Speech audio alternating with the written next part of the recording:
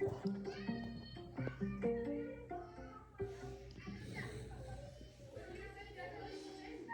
you see Julie's new puppy? Juniper? She got a new puppy. It is beautiful. It's super black, like your shirt, and fluffy. And it's a cute little, oh my gosh, it's a cute little face. She was in the hallway this morning with Julie's. Maybe we can take a walk over there later and see her. She's in Julie's office with baby Luna. Now there's two babies over there, a puppy and a real baby. I know. You just have to step back and look at your own biases. You do have to check yourself because there's some things that, wow, this is just not how I was raised. Oh, Zara is so beautiful and brown. Just like me and you. Me and Zara, made by Zara. I just love it. But I would say coming into this kind of work, yeah, there is some soul searching, like look at yourself and look who you are. Look at who you are. It's a lot about who you are, how you feel as a human, your emotions, the empathy towards others and yourself too. It's all down to that. It's down to what kind of human do you want to be.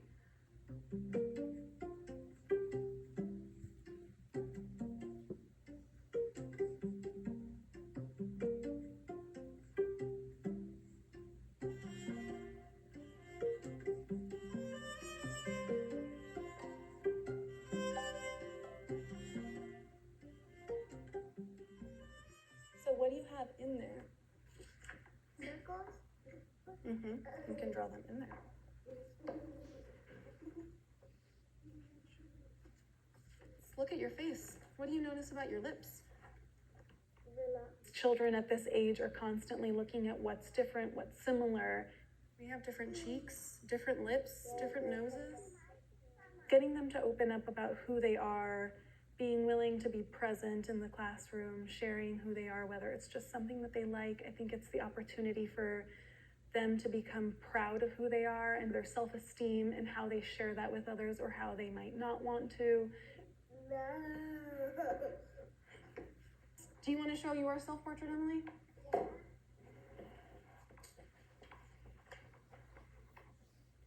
What do you all think? I love it.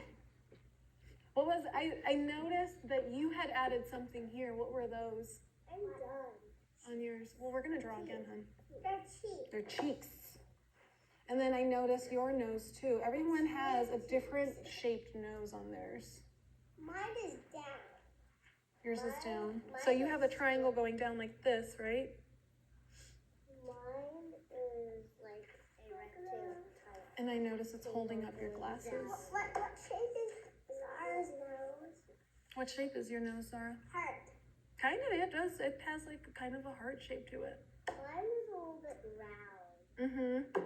Yours is a little bit more rounded. Mine is like a rectangle. You feel like yours is a rectangle? Me too. How about yours, Inu? Well, I noticed, look at, do you want to show yours? All right. Inu, do you want to pick it up and show it to your friends at the table? I think this is great too. So Inu, one reason that I actually put you and Zara in the self-portrait group together is because both of you had something to say in the last self-portrait that I thought was really interesting.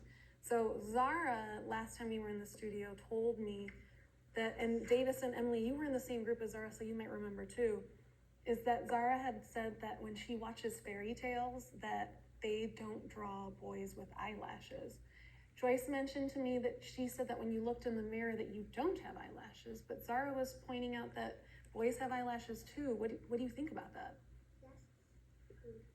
What do you think about, do boys have eyelashes? Yes. Let's look in the mirror. So Davis, do you have eyelashes? Yeah. Well, you can look in the mirror too. I mean, I have eyelashes. Yeah. Making sure that people are feeling comfortable with themselves comes from you being comfortable being yourself around others. So it's a lot of paralleling that with children and really getting them to show who their authentic selves are, because they're getting to know who they are, and it's really important to really bring that up with confidence. What else can you add? I am done. Mm-hmm. I'm done. You're feeling done? Let me see. Let's take a look at the mirror. Hair? Check. Eyebrows? Yeah. Let me see. Check. Eyes? Check. Glasses? Check. Lips? Check. Ears? Check. I'm done. You can grab a book, bud. All right. This line was just on accident. I mean, it's totally fine that you drew it that way. That's why, and that's another thing, another reason why we do it more than one time, because just like when we read books, there are times where we see something one time and then the next time we see something totally new. So that's why it's good to give activities a second try. So should we get started on working on our second self-portrait? All right, so I'm gonna give you a piece of paper now. Shame. Who speaks Korean in our classroom? So, lo que tratamos de hacer es integrar todos los lenguajes de los niños en el salón, y esto surgió porque estamos revisando nuestro plan de lenguaje y dijimos, ¿cómo vamos a traer a todas las lenguas de los niños a la clase? Invitando a las familias, pero ¿qué otra cosa podemos hacer? Entonces nos dimos a la tarea de estar grabando a las familias en audio, nos estuvieron compartiendo cómo se decía buenos días en su lenguaje de casa, y así fue como lo pudimos poner en práctica. Y también lo agregamos con fotos de los niños, y ellos se sienten integrados y ellos se sienten motivados a hablar otro lenguaje también. Isaiah, can we say, que me hander come, que me hander come? You know, we're not saying correct, but we're trying, we listen in the family's good morning every single day to get the accent. And it's not easy, but we want every child to, you know, to be, to feel welcome in the classroom, and they know the language is coming up anytime during the day. Who speaks Tigrinya in our classroom? I want them to be very strong, have the strong identity, culture, and language. Like, I speak Somali and I'm so proud of it. I speak Spanish and I'm so proud of it. And I know my teachers can support me. Can we say, buenos días, buenos días? Who speaks Spanish in our classroom? Yo siendo de Durango, México, y no hablando el idioma cuando yo vine a este país, yo no quiero que los niños sufran de lo que a mí me sucedió, de que tengan su identidad fuerte, su cultura, su lenguaje, que no lo pierdan por tratar de encajar en una sociedad que tiene requisitos. You can do it, Asher. Yo lo que quiero con estas actividades es traer a los niños para que ellos se sientan confortables de quiénes son, cuáles son sus valores de sus familias, y por eso yo traigo mi cultura al salón, para que las familias se sientan confortables en traer la cultura de su familia a la escuela. And this book talks about what my family do in Mexico. I try to bring something up, you know, about myself, my family. I bring the tortillera, I bring those books. My grandma has one of this one. We talk about how we made tortillas, so we made tortillas with a family who visit us. My great grandma made tortillas for my grandmother. The children be very engaged, but also, you know, they doing what they love to do. And then big tortilla. I want them to bring who they are, and also I bring who I am. Way back when I was younger, I went to a school that was predominantly white, and I didn't feel confident in sharing who I was. I didn't see myself reflected, so it took me years to learn to be confident in who I am. And being in a space where I am now, the children know all about me, whether it's my culture, whether it's the language I speak at home, or food that I like to eat. Hi, this is me. I want to see children represented. I want them to see things that remind them of home, that remind them of their families, and that's really my first goal when I'm planning the environment, whether it's through books, whether it's through things in the dramatic play, whether it's through things that I'm asking them to bring from home to share. It's really important to me that they see something that reminds them of themselves, but also they're learning about their friends. You know, might have a few children that wear glasses, so having little glasses in the dramatic play area, that the first day of school, the children walk in and there's a baby doll wearing glasses, and just to see the look on that child's face, like, look, just like me, that the baby's wearing glasses. Or even for another child to point out, look, just like you, the baby has glasses. So things like that are really important to me, but also finding ways for children to see differences that they might not have seen before. Perhaps a different culture, a different language, a different race. So as we think about it, is mirrors as well as windows.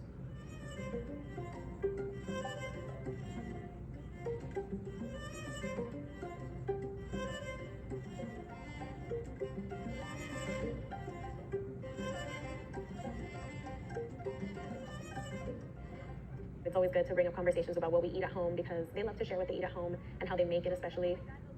Who eats strawberries? Who eats strawberries? Strawberries. Who eats rice? What color is your rice that you eat? I've tried purple rice, brown rice, white rice, and yellow orangey rice. You tried all the colors of rice? Bringing up food conversations as they're eating, they are aware that not everyone eats the same things, not everyone likes the same tastes. Who speaks another language than English at their house? What do you speak at your house, Khaled? Spanish, and what else? English. And English, and what does your yaya speak? Somali, remember? Yeah.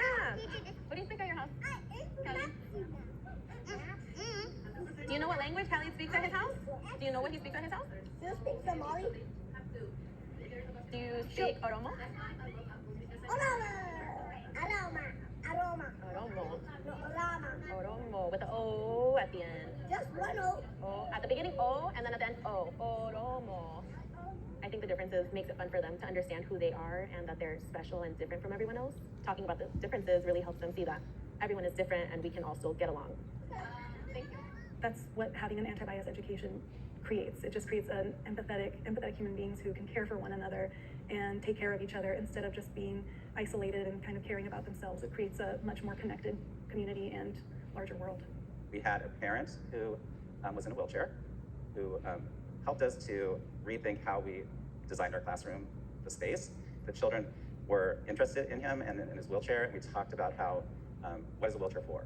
I wanted to go a little deeper into that, so I had an assistant who came in, a volunteer who was in a wheelchair, and she also was a great role model for children. And when you are in a classroom with someone who is different than you, you start to see different layers. And so at first, those wheelchairs that was the focus, and after a while, it was this father liked to play basketball, and this woman who was our volunteer liked to read stories to the children and had an amazing infectious laugh, you know. And so the children started to see different layers, and that's really important to me. Some of their questions are kind of like throw you off. It's making me thinking about, I had one child ask, why am I black? And I was like, here I am. But it's like, in those situations, it's like, you know, I don't want to leave them hanging, but I will tell them, let me think about that. Let me get back to you. Because I do want their questions to be answered. They want to know things like why my hair is not like their hair. You know, they'll compare eye color, hair color, but your hair is curly. I'm like, oh yeah, it's curly. We'll compare, you know, curly, straight. They're just 4 and 5 years old, you know. They're curious, and every year we get it, they're so amazed with my hair. A huge part of anti-bias curriculum has to do with the relationship that you have with children. It's such a vulnerable place. You're sharing a lot about yourself. They're sharing a lot about themselves. It's pronounced Yunhai, so I was pronouncing it wrong. I was pronouncing it phonetically, which is like the letters, how it sounds, but it has a different pronunciation. Remember how we were talking about how my name isn't actually Veronica, and it's actually Veronica? I grew up in Chicago, and I grew up in a community that reflected mine, which was mostly like first generation or immigrant Mexican families. Being a teacher of color, I think, is a provocation in and of itself sometimes, and that has come up. And when it comes to me, I think I'm a lot easier in answering the questions because I am very comfortable with my identity and my culture and have had many years to develop that.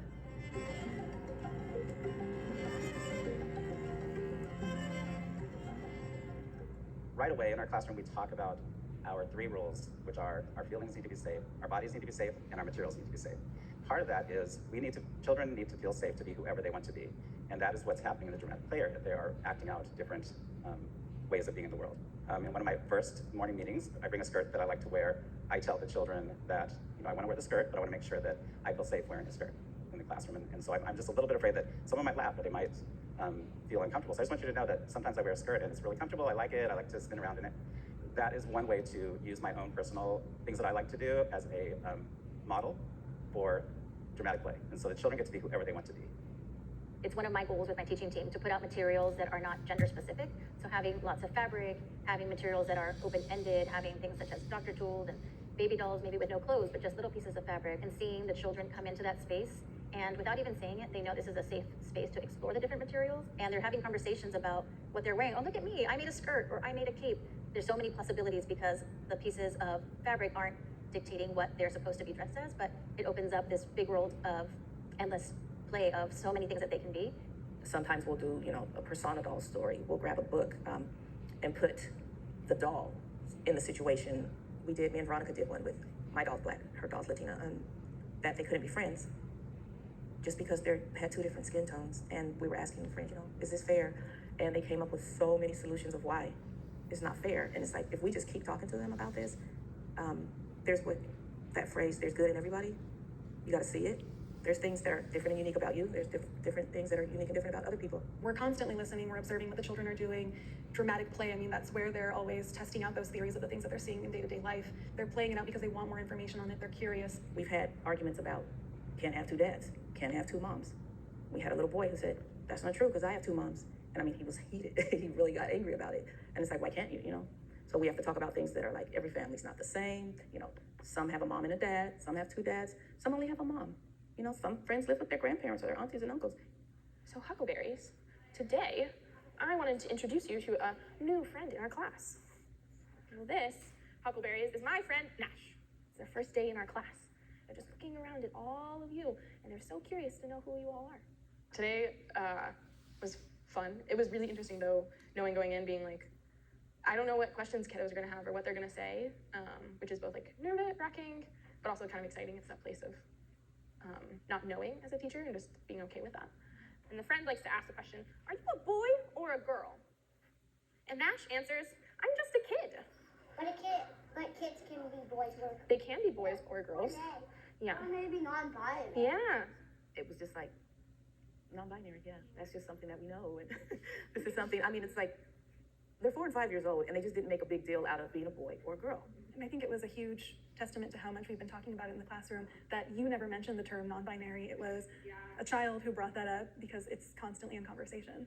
Yeah, just like me. So Nash, just like me, is non-binary. So they aren't sure if they're a boy or a girl. So when people ask them, are you a boy or a girl? Right now they just feel like saying, I'm a kid. They're figuring it out. Why does he like stars? They like stars. They like stars. Yeah. And they are Why did really... he wear a star shirt? They wear their star shirt because it's their favorite shirt. Because they were nervous today, they thought they would wear something that makes them feel special. I think you just come up with the idea right away. And I like that you are trying to think of, oh, what do they like? And so they can have the connection between each other. This weekend, their family is going to plant their garden. They're going to start working on their garden. They picked out 3 different types of sunflowers to grow in their garden. Huckleberries, have you ever seen sunflowers before? Yeah? Rowan, have you seen sunflowers before? I haven't No. yet, but I did grow new ones. You did? I still have some. Emma, do you have a question? I feel like Emma still have the idea, like not very sure about it, and I'm surprised that she really want to ask you about why, and I feel like that could be a topic that we should come back with. Why does Nash say they're just a kid? Right now, they don't feel like a boy, they don't feel like a girl, and that's okay. Not everyone is a boy or a girl. Or grandma. You're right, not everyone is a grandma either. Or grandpa. Yeah.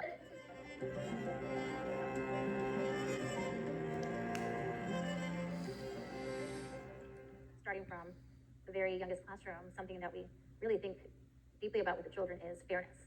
So what is fair? What is not fair? And what can we do about it? How can we make change? Not just something in our classroom, but something that we collaborate with other classrooms, we collaborate with our neighborhood on. I had a group of children who were building with the Magnet Tiles in the classroom. And I was listening, I came up close to them and they told me that they were making a jail for homeless people. And so that propelled a whole discussion on people without homes. And we brought in a parent who was formerly homeless, a parent that had a child at the school. And she talked about what she wanted the children to know about herself and other people, families who were homeless. We brought in people who work for the city.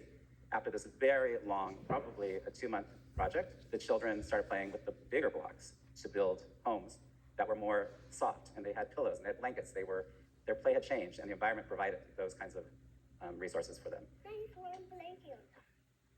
Okay, everyone, listen closer. So if you want to do this, And what's that trick called? it's called wiggle. Wiggle, because you're wiggling the board. Well, let her name it. It's her trick. We do encourage them to speak up for themselves. We're giving them and we're modeling for them stick up for yourself, you know. Don't let anyone push you around. You don't like it? Then that's what you need to tell them. Give them, you know, that's what you got a voice for. Use it. Stand up, you know, even if it's you or if you see someone being mean to me or rude to me, say something to them. What if we had a friend at our school that was in a wheelchair? Could they get on the balance board? Definitely no. Why not? Because the wheelchair would make it hard to stay on. Oh, so how could we make it so that they could play with us too? How could we we? could make a square one as big as the wheelchair on. From when I grew up and then the way I grew up, I probably would have gotten in trouble for asking, you know, or pointing to something and asking about it. Like even just something as simple as somebody being in a wheelchair, we would get shushed. So what you're saying is we can make one of these big enough to put the wheelchair on? And then we glue it onto there, and then the person who has the front leg gets to go on the wheelchair, and then it can spin. Wow. Well, that's a good idea to make one big enough. What do you think, Finn? If we had a friend in a wheelchair, how could we make it so that they could be on a balance board too? We could take off their wheels and make like. Their answers came so quickly, and it was like maybe while I was talking to Zara, Finn was thinking about it, but when they brought up building a platform, you know, to put the wheelchair on, and then one of them said something about stairs, and I'm like, but if you're in a wheelchair, how can you get upstairs? And then Finn comes up with this idea about the ramp and just pushing them up the ramp. But if, Zara, if they're in a wheelchair, how can they go up the stairs? Maybe we could go crutches. That'd be good for us to get on. Okay. Yeah. Yeah? Okay, wait. Well, how can we get up the ramp? How could we get up the ramp? For them to figure out a way for somebody who couldn't do what they, you know, what they could do with their legs, but even if there was the challenge of the wheelchair, they figured out a way that, hey, this person can play too. Yeah. So you can go up the ramp, and then you can sit on it and do lots of tricks. Finn, I really like your drawing. Thanks. The invention that you told me about for the wheelchair, do you think you could make a picture to show me what it would look like, the platform? The wheelchair goes up, up, up. Then here's the platform that can move around. So then they move around on it, and someone breaks off the ramp. They're pretty thoughtful and empathetic, and the way they just came up with those ideas was like, oh, yeah, they can do it too. It was none of that, well, they just can't do it. That never came up. Our question today is, when have you ever experienced or seen something be unfair? Okay, that's what we're gonna think about while we read our book, okay? So the reason behind choosing the book was something that was happening in the class and incorporating into a lesson that we can have the kids notice it. Maybe if they're doing it, they're not noticing it, but if they're having a story read or having teachers acting out something, they can catch it more. Blue was a quiet color. Red was a hothead, and he liked to pick on blue. Red is hot and blue is not. That's You think that's mean? Yeah. Those words that Red said made him feel sad. We've been talking about these topics for many months now about how we can be fair in our community and how we can respect each other's feelings. Green, purple, and orange thought blue was nice too, but they never told Red to stop either. Red is a bad color. Maybe they stop together. Oh, Asher says maybe they should say stop together. Max said Red isn't being kind, or maybe they should say sorry. Forgive each other. But if they don't say sorry, they wouldn't. If they don't say sorry, you will not play with them. Maybe your feelings will be hurt and you don't want to play with a friend, right? And when someone say not sorry, they walk away, and it would break their heart apart. I will break their heart apart if they walk away. Yeah. That's why we use our words. Yeah. Bringing in the book can help them reflect on things that are happening in the class. Sometimes it just takes one person to stop something from happening. Teacher, I love this book. I love this book too, it's so awesome. Highlighting some important words in the book, exclusion and fairness, they can also start to use those words and speak up for themselves when they find something that isn't fair. What if Teacher Carla wanted to play with me in the home area and I said, no, Teacher Carla, I don't want you to play with me because you have the color gray on. Like me and Max can play together because we have similar colors today. Should only me and Max play together? We had given an example of if it would be fair to only play with students that have the same color as you. Maybe if we were all wearing blue, then I would only play with friends that have blue. Is that okay? Should I say, you can't play with me because you have green? Is that fair or unfair? Unfair. They notice all their differences, so it's fun to have the conversations about what makes them different. The different skin colors, their different eye colors, textures in their hair. They'll start to talk about it and understand that not everyone is the same and everyone is different and unique in their own way. While you're playing, it's not fair to exclude our friends based on what they're wearing, what color their hair is, or other things, right? It's not nice it's not nice at all to say, I don't like you because your skin color. That's not nice. Why not, Reed? Because they'll get sad. They'll get sad. Is your skin color important? Yeah, it's important. One of the students did point out skin color so that we could have that open conversation without us having to say explicitly to them. They brought it up themselves organically. Yeah, because that's being fair, right? But if you just play with a friend that have the same skin color as you, that is unfair. Because you're excluding others, right, Max? The other kid have to say, stop, don't do that. Right, Max. Just like in our book one of the colors decided to stand up for the friends and say, stop, no more being unfair. So we're gonna think of ideas. I'm gonna talk to him after, okay? We're gonna think of a time when something was unfair at our table groups, okay? And you're gonna draw it, and when you're done, me, Teacher Jamie, and Teacher Carla are gonna write what you said down. And we're gonna be like the number one and think of a way that we can make the situation better and fair. That's just the kind of conversations that we have with these kids every day that it just amazes me because they're 4 and 5 years old. And, you know, who expects a 4 and 5 year old to be bringing up stuff like this? Not us. And it's like in the times that we're living in, it's good that they're bringing it up. I mean, they're noticing it when they're little babies, but now they're noticing it and they're voicing it, you know? They're talking about it. So yeah, let's talk about it. And what can we do about it if we see, you know, something unfair happening? So what can we do about it?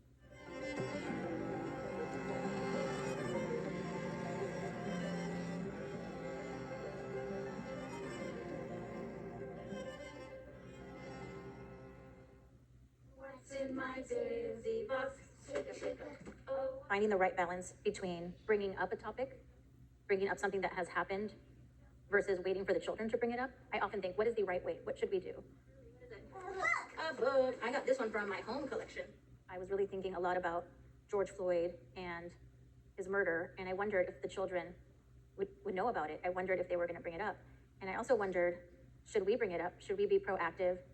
What should we do? So I called Brian, and we had some dialogue about next steps. When Nadia called me, I was actually thinking about setting up my classroom. I had not thought about how the children might be digesting this information and what they might say and how the other teachers might react. Little did I know that a child would come in that first day of school and at snack time announce to all his peers his knowledge of George Floyd. I knew at that moment, oh, I know what he's going to say. I know what he's going to announce. Let me listen to him and just respond from my heart and my mind after I hear what he says. And he said to the children, did you hear what happened in Minnesota? A white cop killed a black man, and people are angry. This man didn't do anything. This man was black. Did you know I'm black? I wanted to say, wait, hold on. I haven't talked to Brian yet. I'm not ready, but this is real life. This is young children. I needed to respond right away. So my response was to mirror back a lot of what he said and say, yes, this did happen. And yes, people are angry. People are protesting. I'm angry too. And I told them, when I'm angry, I think about, how can I help? What can I do? And I turned that back to them. What is something that we can do? What is something that our class can do together to help make this better? Let's think about that together.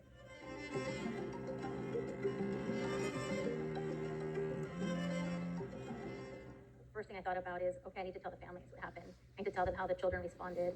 I need to tell them how I responded. I need to explain to them why I responded in this way. I want to invite them to participate. How are you talking at home about this? Has it come up at home?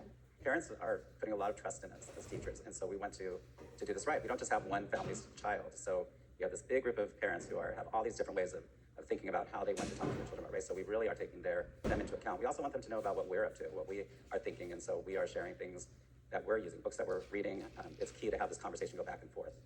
It's so important in doing social justice work to have someone who is your sounding board, someone who has the same values and is really committed to this work. So I look to Brian when I want to think with someone about what should I do? This happened in my classroom. Here's how I responded. What do you think? So getting some honest feedback and getting some ideas for what can next steps be. Let's plan together.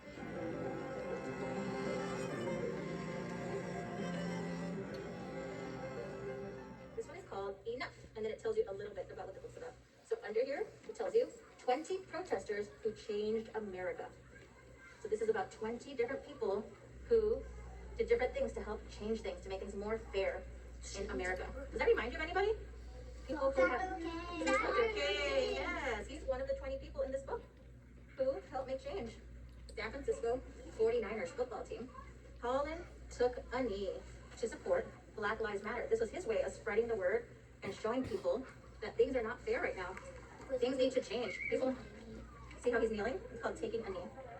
So while everybody was standing up, singing a song to the flag, he knelt down to show people, I'm doing this to support Black Lives Matter.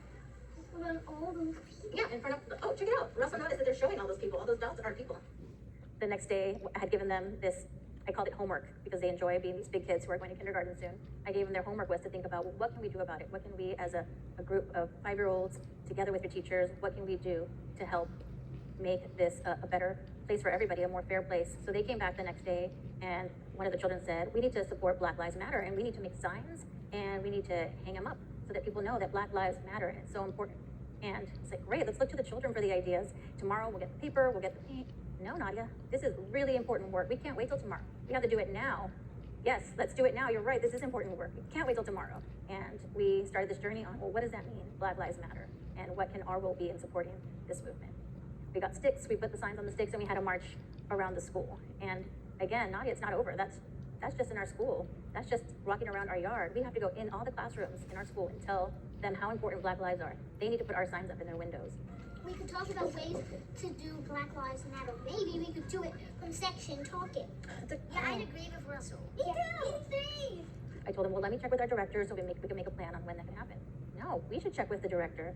Invite her to our morning meeting. Okay, yes, let's invite her. You're right. So that was really important for me to really just take a step back and let them be the leaders in this.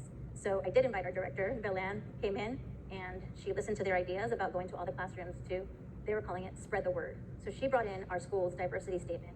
and gave them a little bit of the history of the school, that social justice has been something that the school has been committed to for a long time. And she suggested to them, well, what if you wrote something to show the other classrooms that explained why these signs are important and what it means? The next week, we were able to get everyone's word and craft it together into this statement that we would deliver to all the classrooms.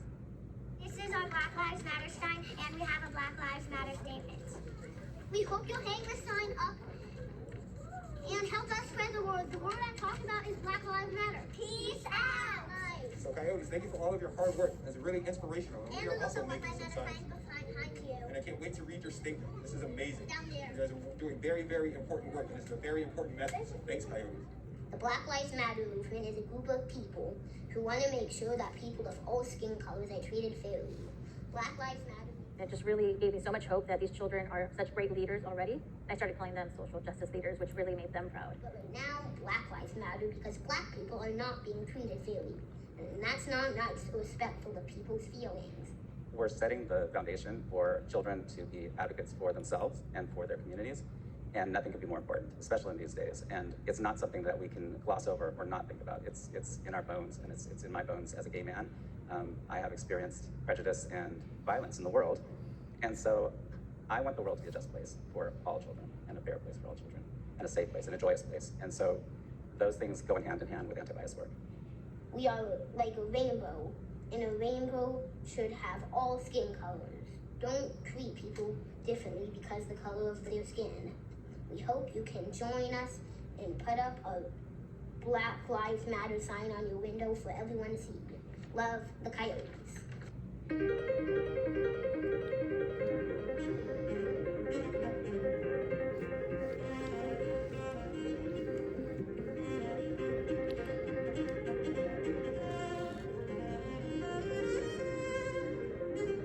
My social identity impacts my work every day. I'm a multiracial, cisgender, spiritually diverse person